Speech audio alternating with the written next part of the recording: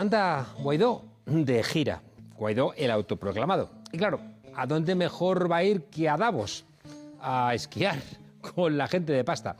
A Guaidó le financian los Estados Unidos de Donald Trump, que se están quedando con los dólares de todos los venezolanos, a los que además está haciendo pasar hambre.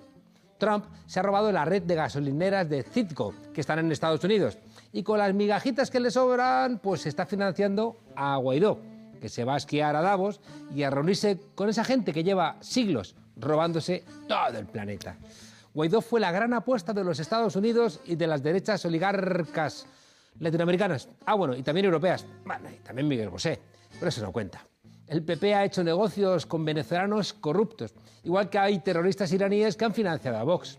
Los derechos humanos a la derecha les importa una higa. Lo relevante es que impidan que la izquierda gane las elecciones.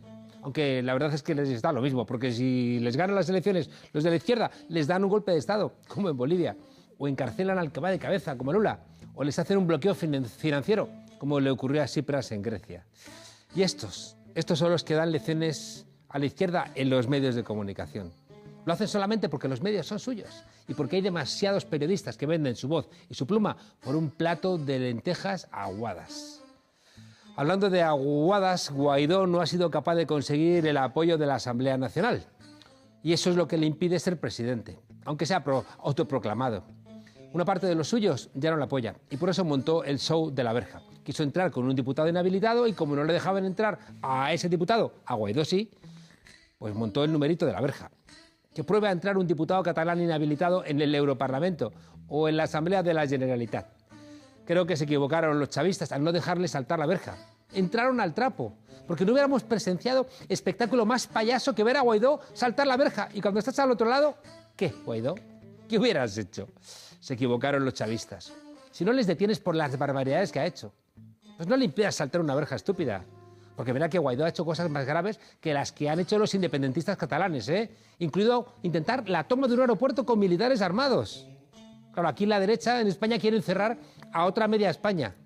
En cambio, con la rebelión de Guaidó son siempre muy amables. En fin, lo grave, lo realmente grave, es que Venezuela necesita diálogo. Y con Guaidó, ese diálogo que están esperando las mayorías que se abra en Venezuela, se complica. Media Venezuela está contra Maduro y media Venezuela está con Maduro. Pero la media Venezuela que está contra Maduro no está con Guaidó. Al hombre de Washington se le han acabado los conejos de la chistera. Y si la oposición a Maduro no apoya a Guaidó, ¿qué demonios hace la diplomacia europea y española dando cobertura a un tipo que solamente es un títere de los Estados Unidos y no ayuda a que se ponga fin al conflicto? Si Europa quiere ayudar, pues que pongan medios para que se dé un diálogo real, abierto, transparente entre el chavismo y la oposición, que sea apoyado por la comunidad internacional y donde se castigue a los que hagan trampas, como a Guaidó, por ejemplo. Bienvenidas a la frontera, desobedientes.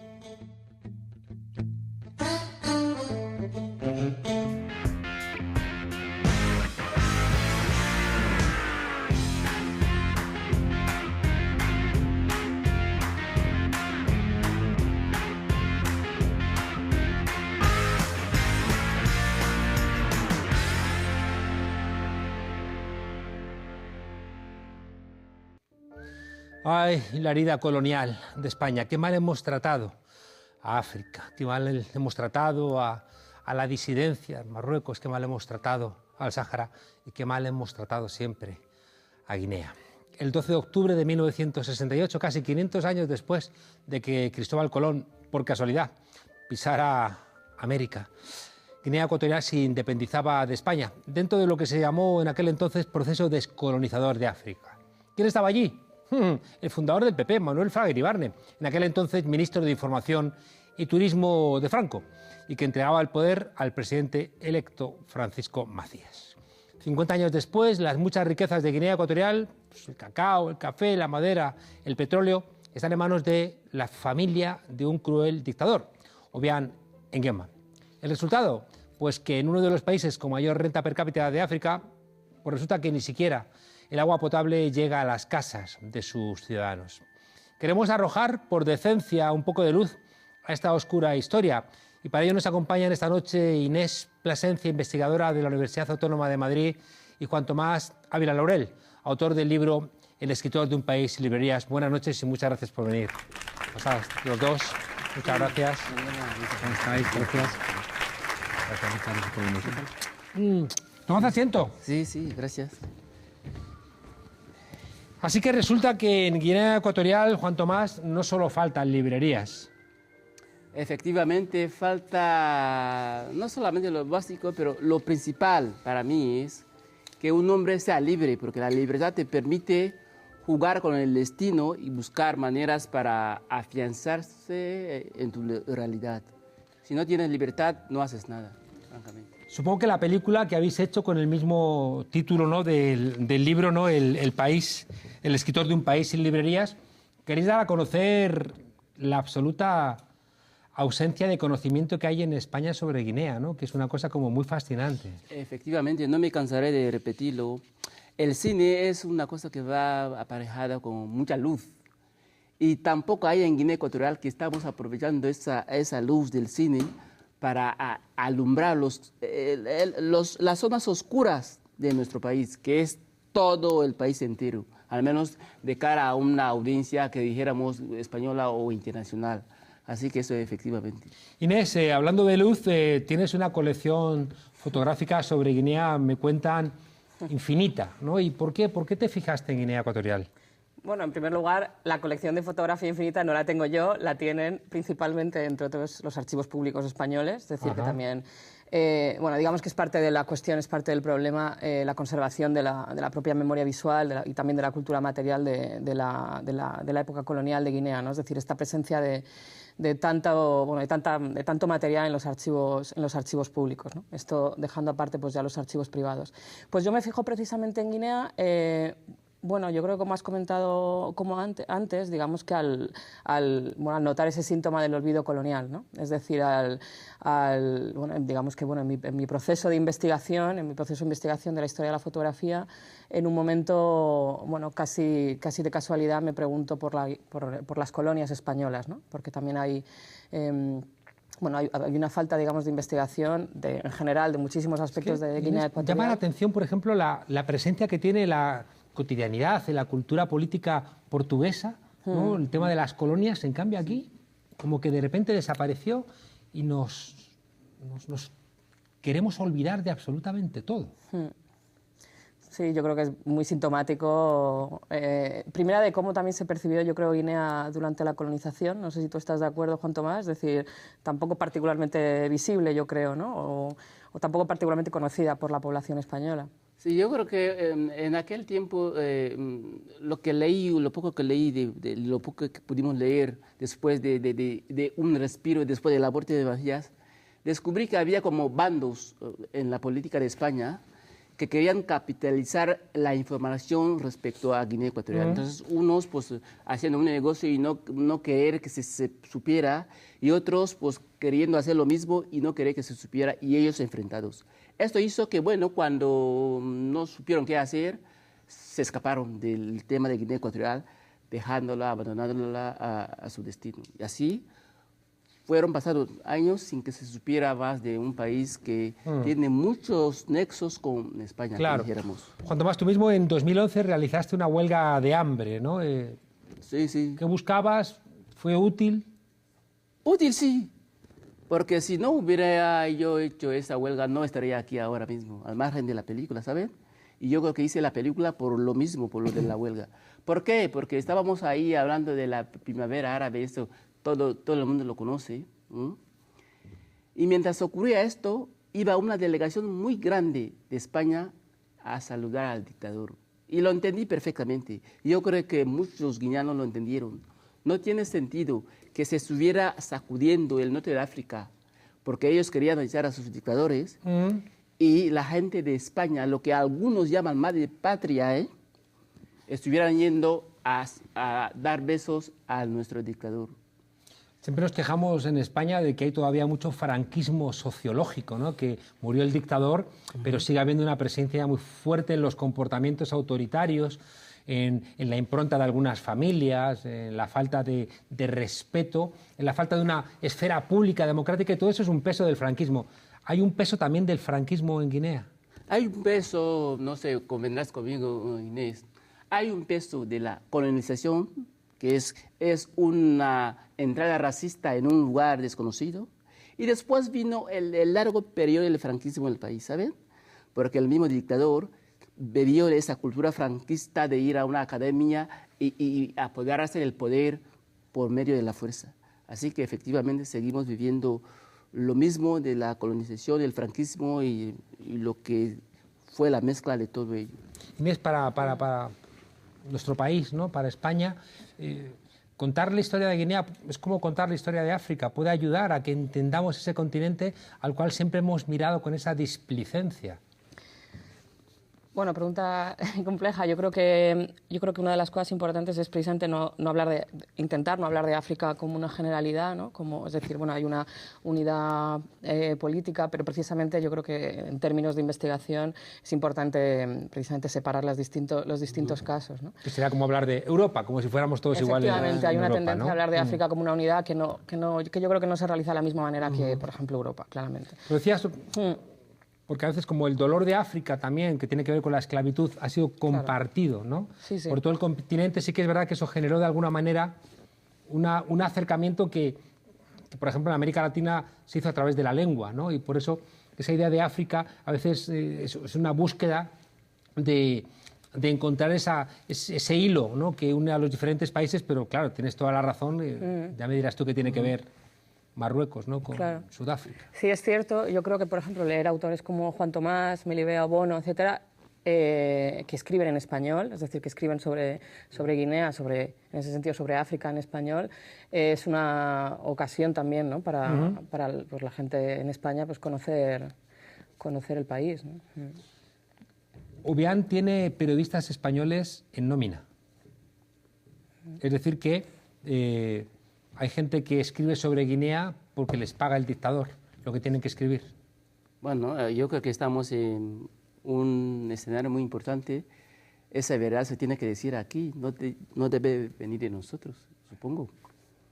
Porque si lo dice es porque habrá leído, habrá visto, habrá hablado con compañeros que hacen esto. Y yo sí que puedo estar seguro de que hace poco salió un artículo muy largo de un periodista conocido, ahora mismo no sé decir el nombre. Hasta lo escribía ese hombre. Digo, ¿cómo es posible que estuvieras haciendo eso tal? Sí, efectivamente, el dinero no tiene color, ¿saben?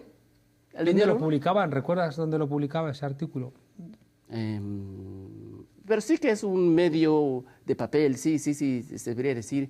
Pero yo creo que si lo mencionas no es porque quiera preguntarme, porque yo supongo que lo sabe. Así que efectivamente, bueno, Obiang aquí sabemos que están en nómina muchos periodistas, entonces no nos extraña nada que Obiang también tenga en nómina a los mismos periodistas. Lo que pasa con Obiang es que yo creo que no necesita que hablen ya de él, ¿saben? ¿Por qué? Porque el que tiene dinero y el poder, pues puede hacer lo que quiera.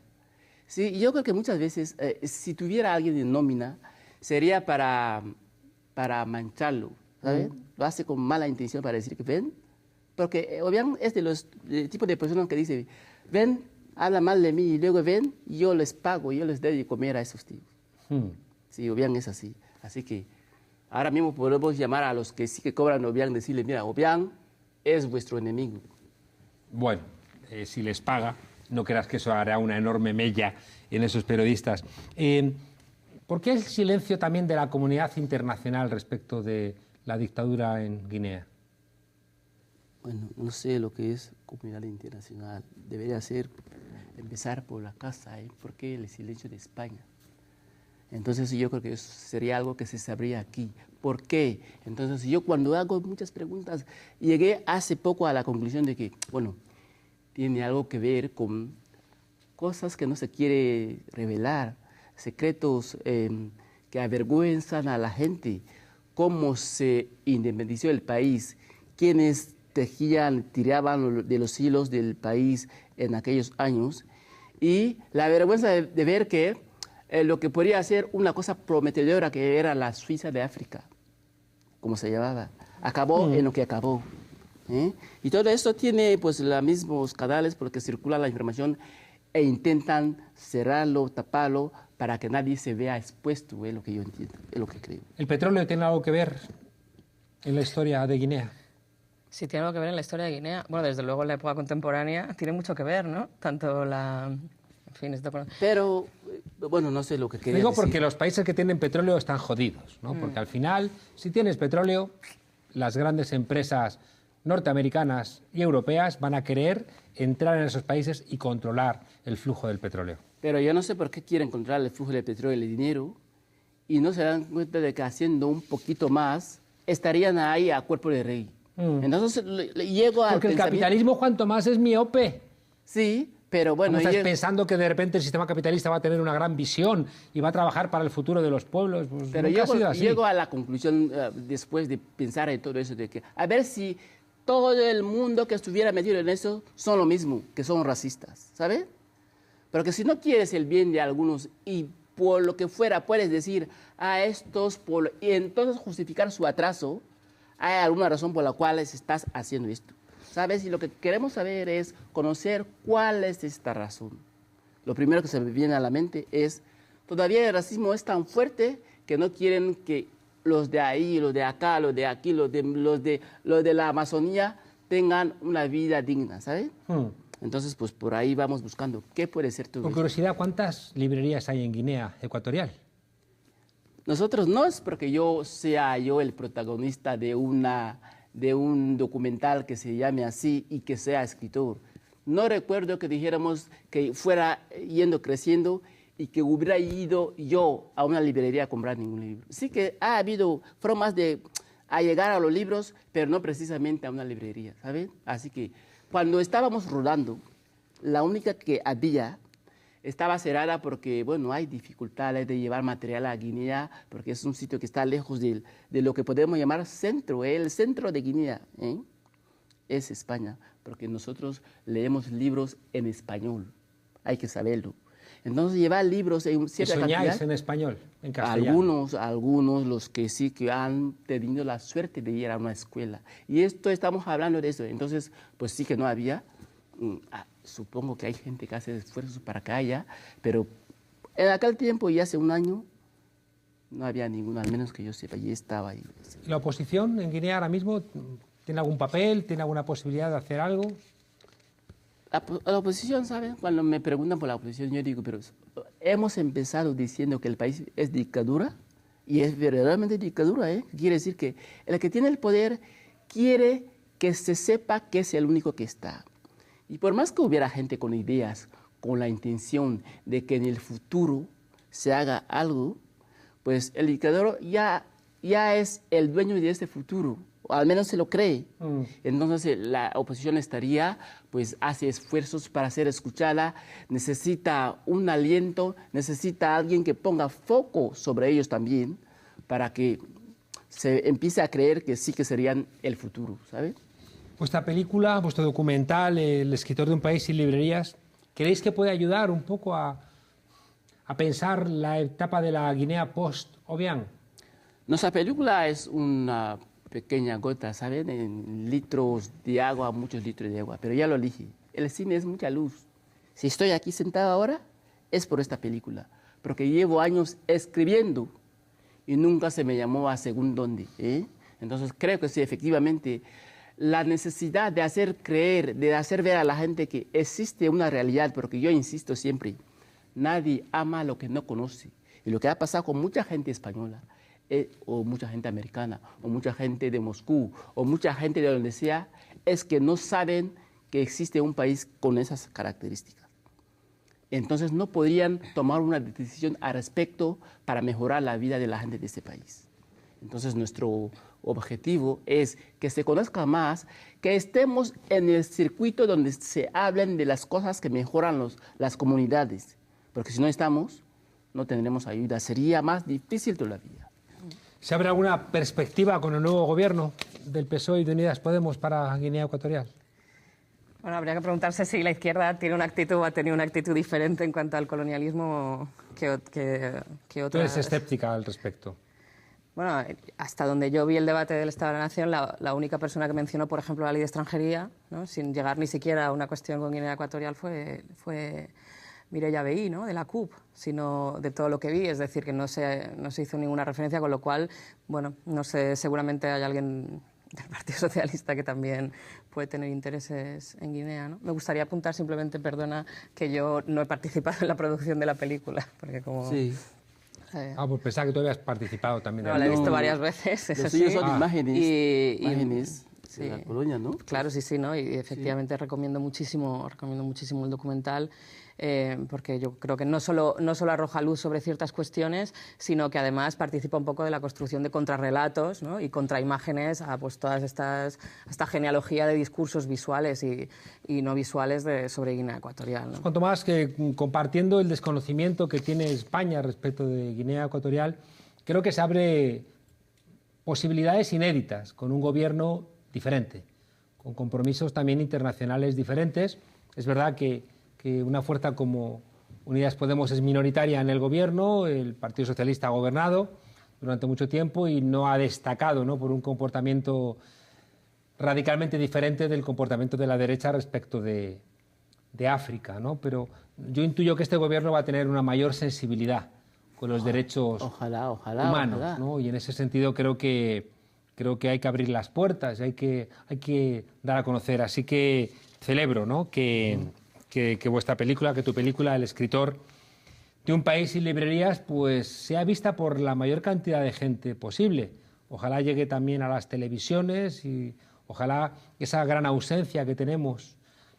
Que el Sáhara se libró un poquito más, ha habido más presencia, ¿no?, del Sáhara, pero Guinea Ecuatorial es verdad que pertenece a un vacío en nuestra memoria que ojalá pronto recuperemos. Ojalá y muchas gracias. Pues supongo que el esfuerzo debe ser conjunto, pero algunos tienen más luz sobre ellos y podrían hacer más, supongo, ¿no? No sé qué diría Inés al respecto. Bueno, vamos a ver. Muchas gracias.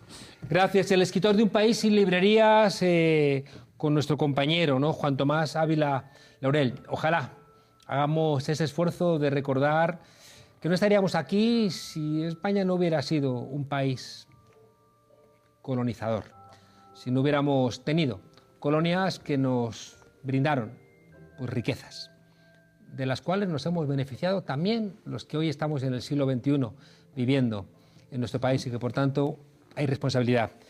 Juan Tomás y Inés Plasencia, muchísimas gracias, mucha suerte con el documental y aquí en la frontera Guinea Ecuatorial y vosotros tenéis vuestra casa. Gracias. Hasta pronto. A la frontera por acogernos, a Inés y a mí. Gracias. Muchas gracias.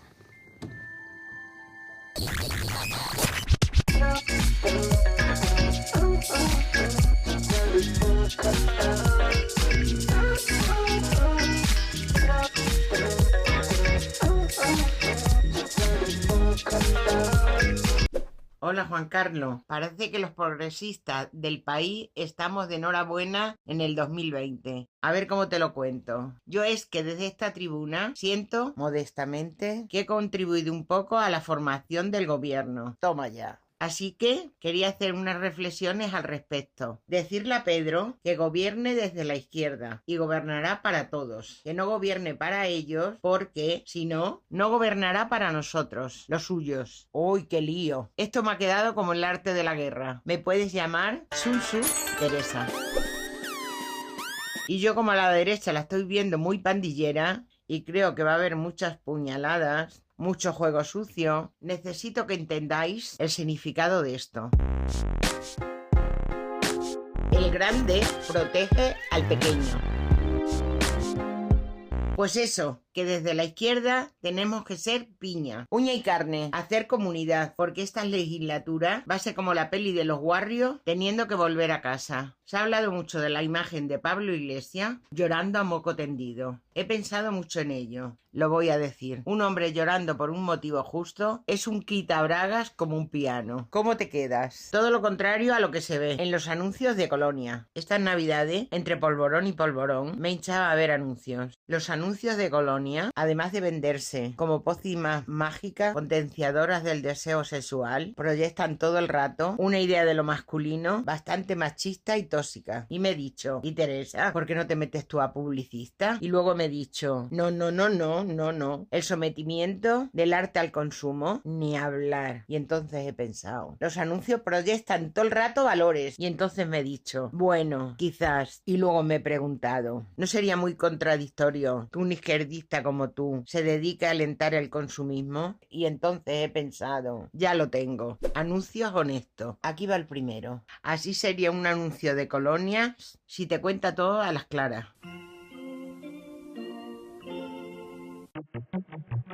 Eres el mejor. Compite.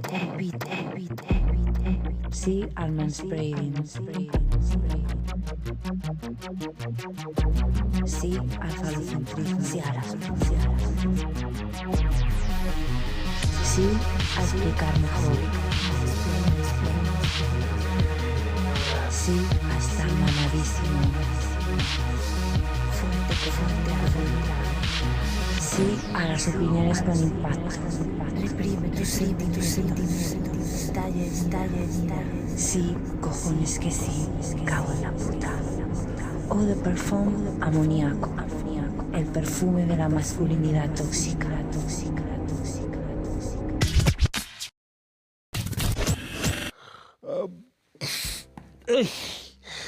Un nuevo virus amenaza con llegar a Europa en cualquier momento. Y no me estoy refiriendo al que viene de China y ha provocado ya 9 muertos. No.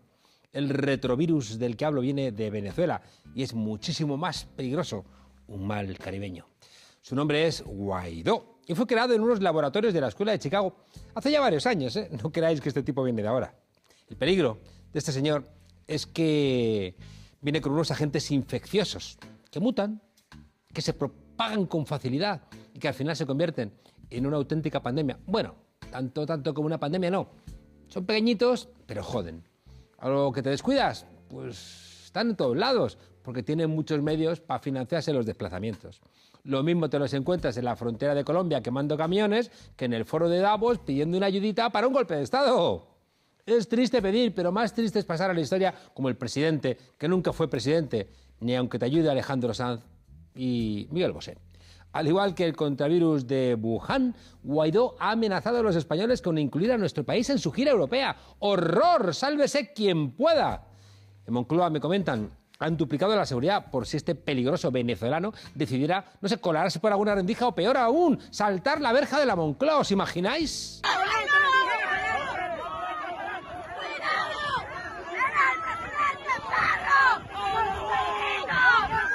El peligro de estos parásitos mononeurales es que aprovechan cualquier organismo bajo de defensas democráticas para colonizarlo. Una amenaza que conviene no tomarse en broma, ¿eh? ¿Os imagináis a Pablo Casado en la Puerta del Sol declarándose presidente interino de España? ¿O a Santiago Abascal en la frontera de Portugal comandando una caravana de camiones cargaditos de toallas? Lo del PIN parental es un juego de niños. Mejor tomad precauciones. Si veis en el telediario a Guaidó en plan estadista, que lo vais a ver, no os lo creáis. La estulticia humana, además de muy contagiosa, no tiene cura. Aunque venga con traje, aunque te lo pongan, vamos, hasta en la sopa, aunque te digan que es la solución a todos los males. Fijaos, si no, cómo está Irán, cómo está Irak, cómo está Siria, cómo está Libia, cómo está cualquier lugar donde estos han entrado. Hasta mañana, desobedientes.